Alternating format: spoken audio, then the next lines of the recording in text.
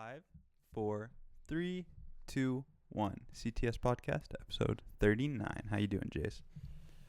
Oh, what a good time to do the podcast. We'll start off the podcast by talking about a really funny clip that was of the president. This is going to be the name of the podcast episode. Really? Yeah. Okay. So a report, Biden's got this ice cream cone and he's got his ice cream. Is that an old clip? Hold on, just before. No, it's new because Yeah. there was another ice cream thing. Early in his presidency, there was another ice cream thing I saw. Really? Okay, yeah, keep going with the story though. So Biden has his ice cream cone and What flavor is it, Jace? he's standing outside this ice cream truck or something, and the reporter goes, Mr. President, what flavor of ice cream did you get? And he goes, chocolate chip. And the reporter, the reporter just go, And then she goes, Mr. President, what do you think about Republicans that are refusing to support the infrastructure bill? And he goes, they should eat some chocolate chip. How weird is that? On all fronts. Why are you asking the question? It's a weird question to ask as a reporter to the president of the United States. Yeah. And then also, what's up with the response? To the second question, a legit policy question, you go, chocolate chip. It's a troll. I don't think it's intentional, though. Well, did you see that clip of when he was at that Ford plant and he was driving the new electric Ford truck and he's getting ready to go, and the reporter asks him, Mr. President, since it's really important, will you please answer what you think about the Israel-Palestine situation? And I'm paraphrasing a tiny bit, and he goes, well, I'm not gonna answer you unless you step in or something like that. I'll have to find the clip, but it was really funny because he's like, I'm not gonna answer you unless you step in front of this car. And I run you over. Okay. We can't do it, but okay. That's funny. It's really fun. I'll have to show you after this. Well, wasn't it that electric car thing that there was two steering wheels? He wasn't actually driving? It may have been. Yeah. I get, I'm not going to freak out over that. Some people do, but it's funny.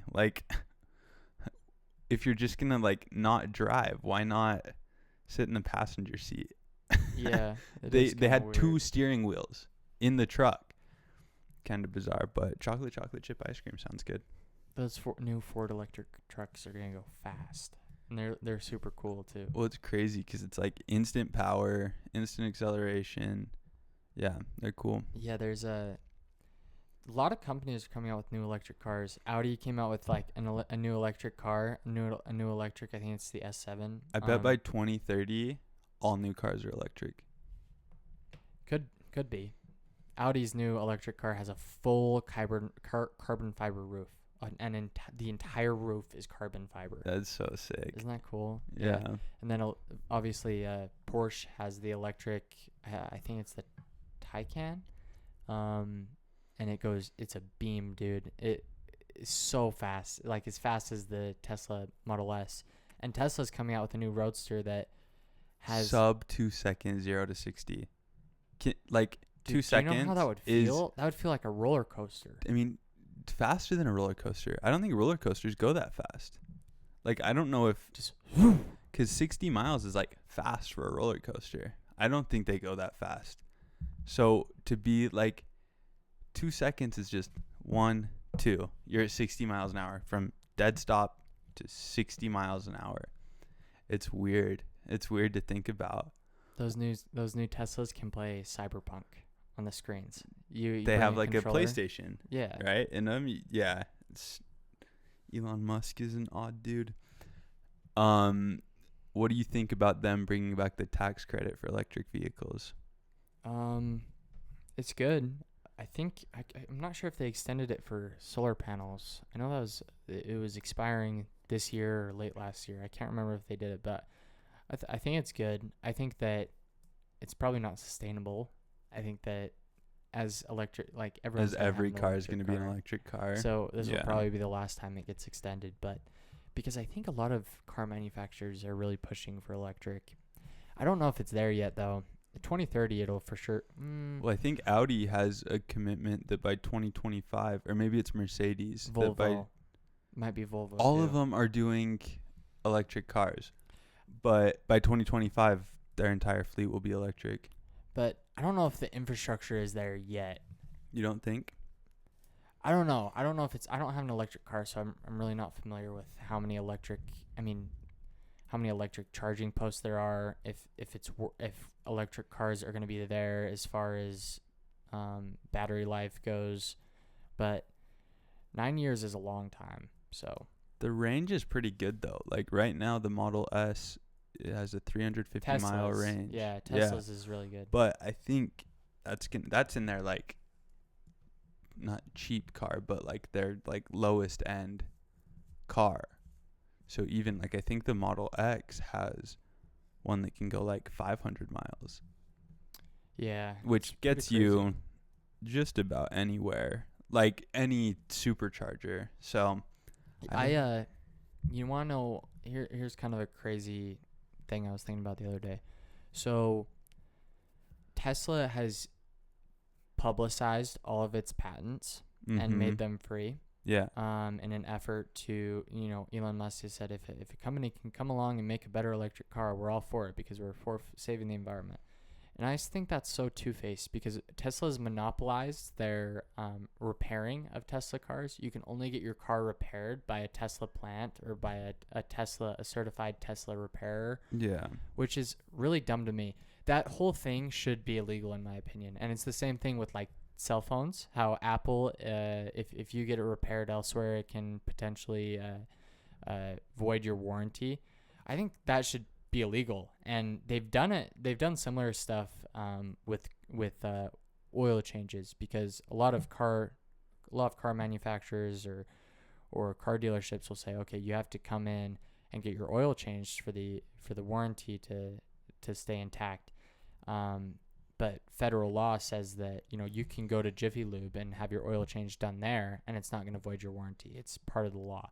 I think they should do the same thing with repairs. I think they should do the same thing with pretty much every technology. You cannot monopolize the repairing of your device, because it's like double dipping kind of. I do think there has to be, sorry not to cut you off, but I do think there has to be some regulation, because like I don't want anybody to be able to repair a Tesla and like work on a Tesla that can do autopilot, that can drive itself. Yeah, for sure. There's got to be different. There should be different licensing or something of that nature, and I think there probably will be as automation becomes more and more commonplace. I think that in order to work on automation, you have to get some sort of special certification or something like that, maybe. So I wonder how much of that is just like them being like, we'll get sued if our autopilot gets messed up by someone working on it. Yeah. So we're going to force you to come in and do this. Well, but phones have no reason. I mean, people can fix iPhones. Yeah. Apple just says you cannot get your iPhone fixed elsewhere. Yeah. Even though they can and do the exact same thing, you can't get it fixed elsewhere. That seems really bad news to me. What do you think about there's this lawsuit going on about we've talked about it briefly, but there's been it just started like this last week or the week before last, the Epic Games versus Apple lawsuit. And Epic Games is essentially saying, okay, you cannot like gouge us on price for an app, our creation, that is bought on your platform. We have the right to offer alternative means of payment within our app, irregardless of whether it was bought on your platform or not. Because right now I think Apple takes like 30% or something like that. Yeah. What do you think about that? Do you think Apple has every right to charge how much they want or take how much they want? Or do you think that it should be the right of the product maker to say we can have alternative forms of payment within our app? Yeah, I think there's a balance probably, because Apple, right, provides the platform for the app to, like, the App Store for the app to run on. And they also say you can't get it. It's the only platform, right? It's the only platform you can download Fortnite on an iPhone. Yeah, but that's more a function of like So then are we going to argue with Xbox? Because I can only download Fortnite from that like Microsoft store on my Xbox. Right. So that's not. But it's a function of the argument, right? Because they're saying it's going to be the only platform you can buy it on, and we're going to gouge you on the price, and we won't offer alternative forms of payment. That doesn't bug me as much, because that's pretty standard in the like electronic platform. I do think there's like, I think Epic has an argument that it's like, if you're not going to let us like, I think they have an argument. But also like Apple, there's something about, if I get an app on the App Store, I know it's safe. Like, I'm not worried about it being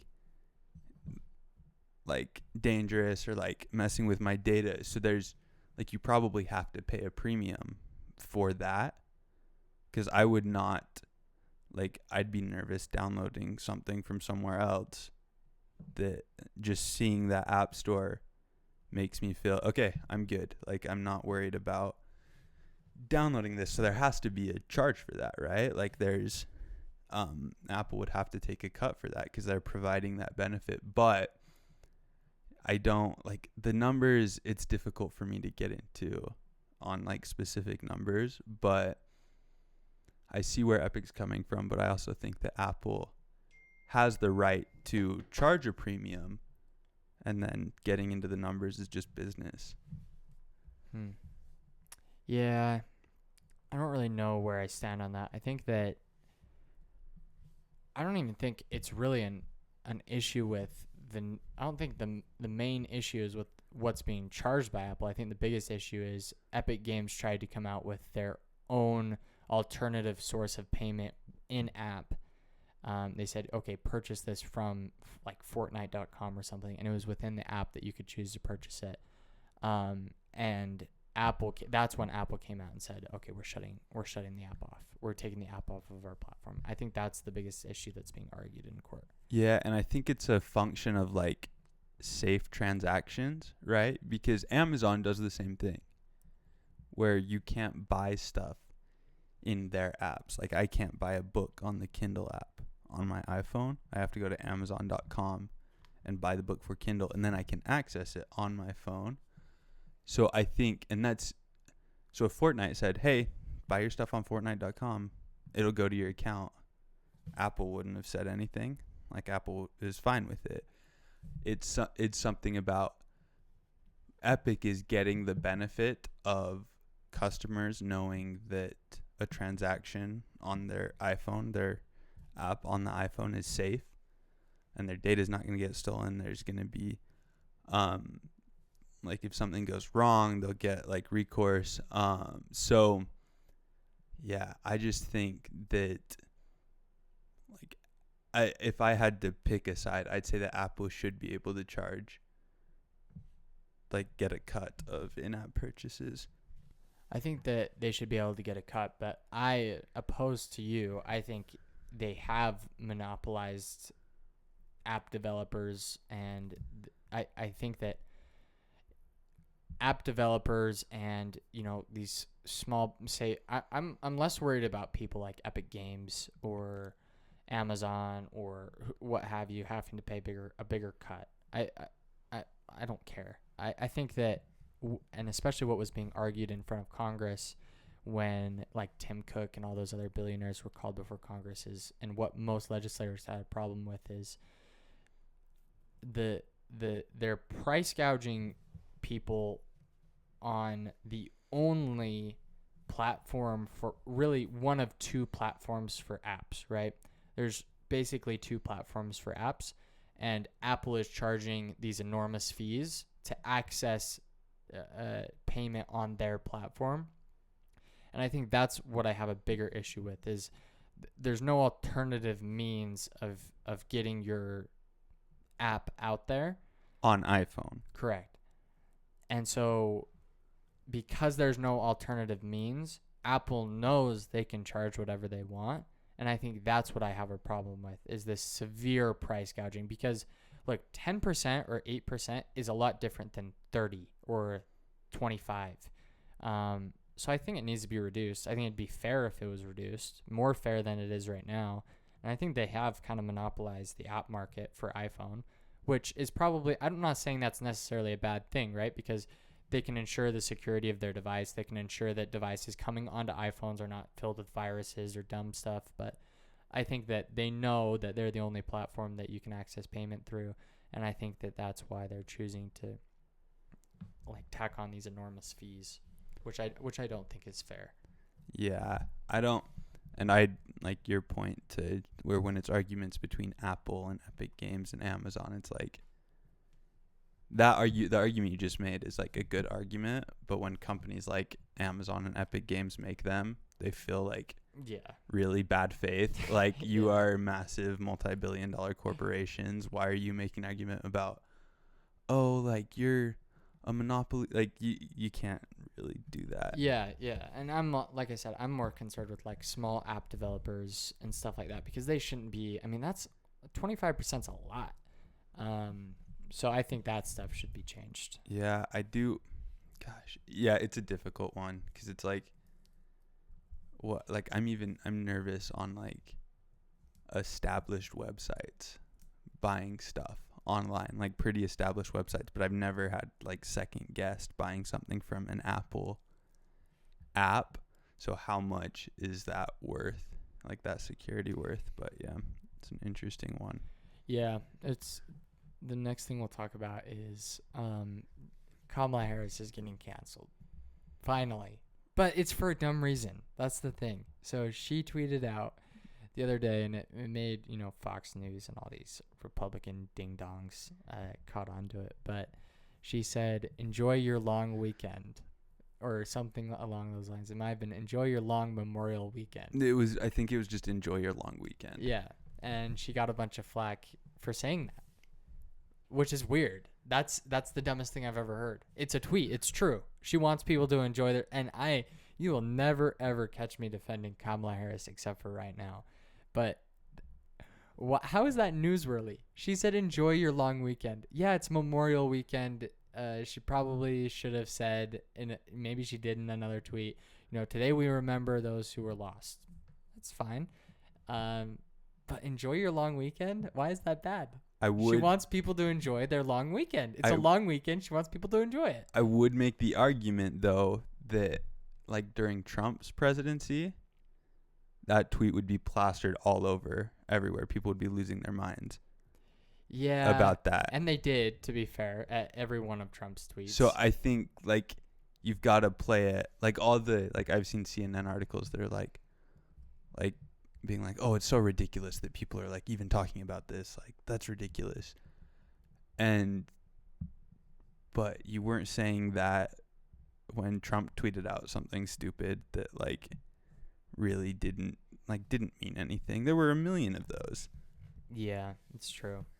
But yeah, that is funny. Not exactly the reason I'd hope Kamala Harris.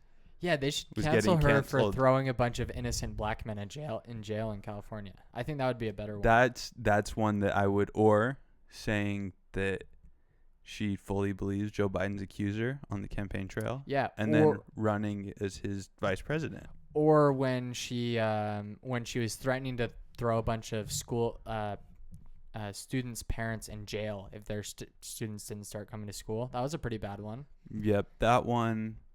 Or even, like joking about smoking weed. Yeah. When they're still. Oh, and then proceeding to the Biden administration fired all their staff who had smoked weed. Yes, that was really weird. That's pretty bad. Yeah, so that's like more than I can count reasons to cancel Kamala Harris. But she is the vice president, and a lot of people like her, which is cringe. Pretty shocking. A lot of people don't like her, though. I know a lot of liberals that really don't like her, or a lot of leftists that don't like her. That's good, but not enough. Yeah, it's not enough. Because she's still the vice president. Yeah, it's crazy. It's craziness. And don't get me wrong, we didn't give Mike Pence enough flack either, because that guy's a certified psychopath. To be fair, we had only been doing this podcast for like a little bit but I think Kamala Harris is worse. Really? Yeah. I think they're like two peas in a pod. I dislike Kamala more, but that's because I don't know enough about. I don't think we really talked enough about Pence and all the crappy stuff he's done. So I don't know. My problem with Kamala is that she's like Pence is just like traditionally crappy, right? Like he's crappy because he's like a traditional conservative. Like he holds traditional conservative values. That stuff, some of that stuff I don't like. What I hate about Kamala is that she tries to play this like super liberal like card, like progressive, very progressive, and is just probably the biggest hypocrite. Like how bad her thing, we talked about it a little bit, but like when she was like, well, I'm Jamaican, so when someone asked her if she smoked weed in college, she was like, well, I'm Jamaican, so like make your assumptions. Like if somebody from like on the right did that, like how bad a stereotype is that? Say, you know what, like I'm like, because I'm part Jamaican, I smoke weed, or I have smoked weed. I mean, that's insane. That's an insane take. Yeah. She's in charge of the border, obviously, in charge of border policy or something along those lines, in charge of handling the crisis of the border. Official visits is one, right? Still? Yeah, and I mean, children are still sleeping side by side with tinfoil sheets, no bedding. And it's not getting talked about.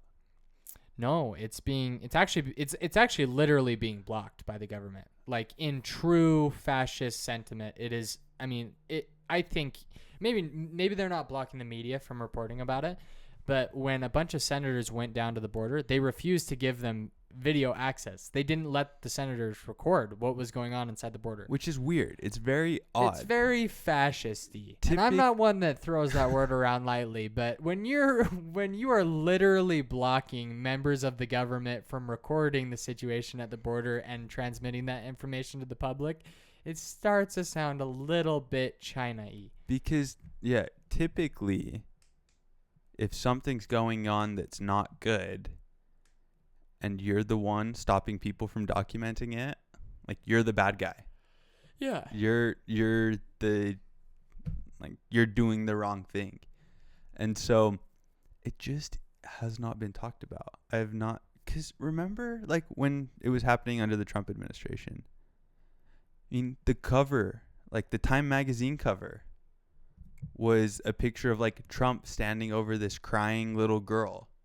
Granted, the picture was from the Obama administration. The picture of the little girl was from the Obama administration. And sorry to interrupt, but we're not saying that what happened during Trump's administration was not also bad, because it was really, really bad. And it's really, really bad right now. But the media response is nothing short of ridiculous. It is embarrassing.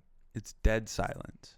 I mean, complete media blackout on that. Like not even the like Republican media is talking about it that much. Which is like, I mean, Trump it was like a year. That was every story. It was Trump keeping kids in cages. It even prompted an AOC photo shoot in a parking lot. Like I haven't seen an AOC photo shoot yet. And yeah, it just doesn't make sense to me. It bugs me a lot. Yeah, it bugs me too. It's just bizarre. I think the last thing we'll talk about is the government has all but confirmed that aliens exist. I mean, at this point, they're just teasing us. June 1st? Is it June 1st? June 1st was today, no? It might be. I know that you're talking about June 1st is tomorrow. When all that info is supposed to come out? I think that's June 1st. How? Unless they delayed it or something. How bizarre is that? Like what? Dude, what are those videos? There's a guy giving an interview, like a Navy or Air Force sergeant or something. And he said that he saw them every single day on their training exercises. They saw these UFOs every single day. How is that real? Like that, like what could that even be? Because it's not, like the videos are just weird. because so there's like the two big ones. There's the Tic Tac, and then the Go Fast video. The Tic Tac is weird because it's like on radar, and in between like radar pings, right? Like you see in the movies, like going around the circle. It dropped from the top of the radar range, which is 80,000 feet, to like 0 feet in the time it took for a radar ping. So it was moving at just ridiculous speeds. And then they like these military people like saw these things. Yeah, they say it happened. They say they don't know what it is, but they say it happened. They say it's real. So what could it possibly be? Because there's like I'm sure some stuff like that is tech from other countries. You think? Some stuff. Like not I think there are times that people see things like unidentified flying objects, like in the truest, like the literal definition of UFO, like no alien connotation, that are our military stuff or other military stuff. I think that happens. But these things are like our military is releasing this and saying this is a UFO. We spend like $100 billion on like surveillance a year, $100 billion a year. So we should probably have a pretty good idea if other countries have technology like this, and we just have no idea. It's because it's not other countries' technology, and if it is, it is way more advanced. I mean, apparently it's surprising the Navy, so maybe they have some secret stuff that only the super top guys. The Space Force. Yeah, it's all Space Force stuff. And what's crazy is like, I mean, there's alien stuff out there. I don't know why. I don't know why Trump didn't just release it. But what I will say is, Obama says that when he got into office, he asked about the UFO stuff, and he was told none of it's real. He has to see it. He has to see the people or the spaceships, and someone told him that it's not real. But they told Obama that. Do you think that, like, if it was real, that Obama would say?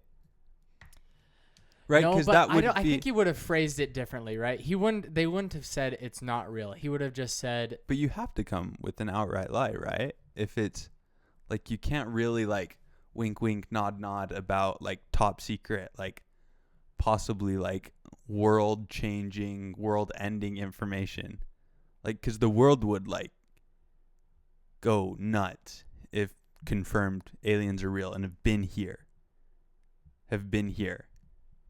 Be kind of freaky. And do you think that we could compete with them? Not if they're here. Technologically? Not if they're here. There's not a chance, right? But we have to. There has to be some stuff the United States has that is like, I mean, think about all this stuff we're learning about crazy new weapons and crazy stuff. Crazy. Henry, the stuff they probably have in Area 51 and Area 52 would probably blow your mind. But it would blow your mind off. It's levels, right? Because we have crazy stuff. There's like the like types of civilizations, right? Type 1, I think, is like you've mastered, like you've conquered your planet, right? Like you can control your planet. Type 2 is your solar system. We're not even there yet. Any alien that's here is like a type 3 civilization at the very least. That if you can travel from the closest, and granted that's if life is similar to us, like carbon-based biological life, if that's the only way life can present itself, the closest inhabitable planet is like 5 light years away. And that's traveling at the speed of light, which to our knowledge is not possible. You cannot travel at the speed of light. So if people could travel at the speed of light, they're already just miles. They've blown by us in terms of advancement. Yeah. It's pretty crazy stuff. But if the government tomorrow comes out and goes, so guys, Roswell was real. We actually have little alien bodies What would you do in Area 51? Would it change anything, or would you be like, oh well? I probably would just be. I might like be like, dude, that's nuts for a day. We talk about it on the podcast next week. We have an alien special. Might even buy a little hat or something. I don't know. But then after, it's like, obviously they're not that big a deal if they crashed. How do you come like light years away and crash on Earth? Embarrassing. How does that happen? Embarrassing. Imagine being that alien that crashed. That's and got discovered. Yeah, dude. That's bad. Back on the alien homeworld, they're like, they were supposed to be back 2 weeks ago. What's going on? Oh, you crashed. You traveled at the speed of light. And then when you got to Earth, you managed to crash and be discovered by the U.S. government, too. In the 1940s, too. Like, not even now. That's where I almost think, like, maybe they're not real, dude. Because you know what? If they crash landed, first of all, they would have had to have crash landed in the U.S., right? They would have never, ever crash landed somewhere where there's not a stable form of government and there's not people who would have publicized it, right? So they probably wouldn't have crashed in, I can't say that on the podcast, but they probably wouldn't have crashed somewhere where there's not people there, or the government has the inability to censor everything about that crash, get rid of people that knew about it, all that stuff. And they would have had to have crashed somewhere where no one had taken a picture, or if they had, the government was unable to get to it before they release information about it, right? So they would have probably had to have crashed somewhere in the West, right? Because in Russia, China, you have these areas of, And granted, there's a lot of UFO stories from those places. Yeah, but there's never an actual specimen. Do you think... But has there been an actual specimen here? We don't know. But if there has, why would the U.S. government have it? Well, but, like, other governments might have it, right? Like there's stories of other governments having specimens. So they're kind of on the same level as the U.S. because, right, they're just stories. Yeah. So, yeah, I just think... Do you think they're real? Yes or no? Yes or no? I don't want all this bull crap. I don't want any... Are you talking... Signaling. Are you talking, like... Not that they've been here. Are aliens real? Different life forms. Probably. Thinking, conscious life forms. Oh, yeah. For sure, dude. It's just there's too much. Like, the universe is too big for whatever happened on Earth. Like, even if odds are 1 in 10 trillion, like, they're probably worse than that. 1 in 100 trillion. Like, the universe is re-rolled like 5 million trillion billion, like, so many times. It's not really,